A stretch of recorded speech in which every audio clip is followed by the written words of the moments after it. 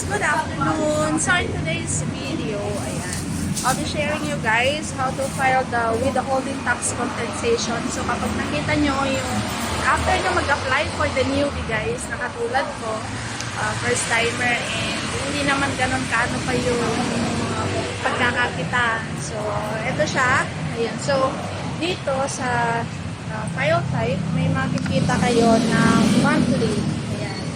So, dito sa monthly, merong nakalagay na withholding tax compensation, which is ginagawa siya monthly. So, ako, ang registration ko is 9. Naka-indicate dito kung anong date mo kailangang mag-file at hindi ka pwedeng ma-delay. Otherwise, you will get penalized. So, yun. Andito tayo ngayon guys sa RDO 27. So, ang gagawin nyo lang guys, since bago pa lang naman tayo, so ganito siya guys, whether maliit pa lang kayo or malaki, kailangan nyo pa rin mag-report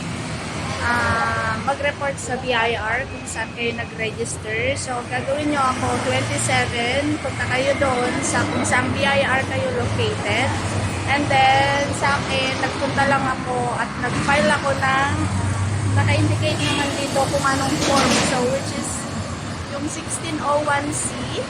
So, punta lang kayo ng e-launch.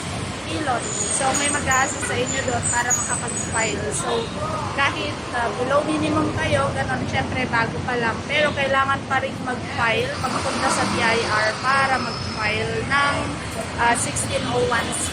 So, yun lamang guys, napakabilis lang mag-file. As in, saglit lang, i-assist ka nila, indicate mo lang dun kung ano din mo, kung anong form, yung mga details, basta mag-file ka lang. So, ayun. Whether isa pa lang yung employee mo or ikaw pa lang yung employee, basta kailangan mo pa rin mag-report sa BIR. Then, ang next natin ay yung quarterly. So, naka-indicate dito kung anong form yung kailangan natin gawin. So, ayun lang. Ang importante guys, i-follow natin kung ano yung requirements ni BIR para iwas penalty. Bale guys, wala tayong accountant, so nag-DIY tayo. And isa rin sa reason kung bakit gusto kong ako muna. Gusto ko kasi malaman muna yung sikot-sikot ng negosyo kung paano habang nagsisimula at maliit pa lang.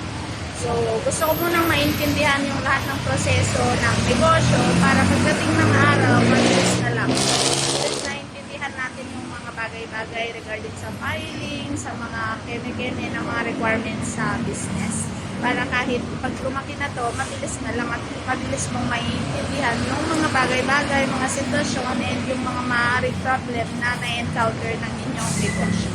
So, after filing guys, so ganito siya, mag-print sila ng ganito. Ito yan, 1601C. Kung ano yung finilapan mo, ito rin yun siya. So, patunay na nag-file ka ng form ng 1601 and may marireceive ka ring email. So, dito kasi nakalagay yung kung magkano yung babayaran mo. Pero dahil nga hindi pa naman tayo ganun kalaki or dahil starter pa nga lang tayo guys, so makaka-receive ka ng message kung anong instruction at kung saan ka pwedeng magbayad dun sa mga bills mo. So, dito niya ilalagay. Nakalagay kung saan pwedeng magbayad, kung ano yung mga instructions. So, yun siya guys. Pero dahil wala tayong babayaran guys, so kaya yun. Ayun lang guys. Thank you. Bye. I'll see you again on my next video. Bye.